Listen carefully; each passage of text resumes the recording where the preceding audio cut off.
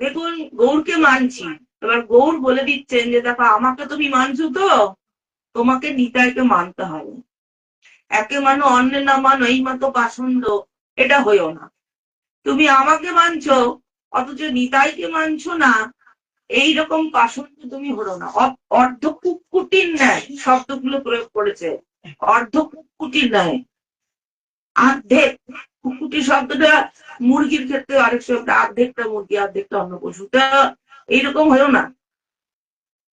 নিতাই চরণে ভক্তি রাখো। তো তার মধ্যে মহাপ্রভুর কে কে প্রিয়, দুই একটি নাম আমরা অনেকে জানতে পারি যারা নিতাইকে খুব ভালোবাসতেন। তাহলে রাঘব পণ্ডিতকেও বলেছেন নিজের কথা, রাঘব শোনো আমি দ্বিতীয় করি, আমার দ্বিতীয় নিত্যানন্দ বহি, আমার নিজের গোপন কথা আমি নিজে গোপ্য করি। আবার মুরারিকে বলেছেন মুরারি গুপ্ত, তুমি মোর শুদ্ধ দাস, তুমি সে জানিলে নিত্যানন্দের প্রকাশ।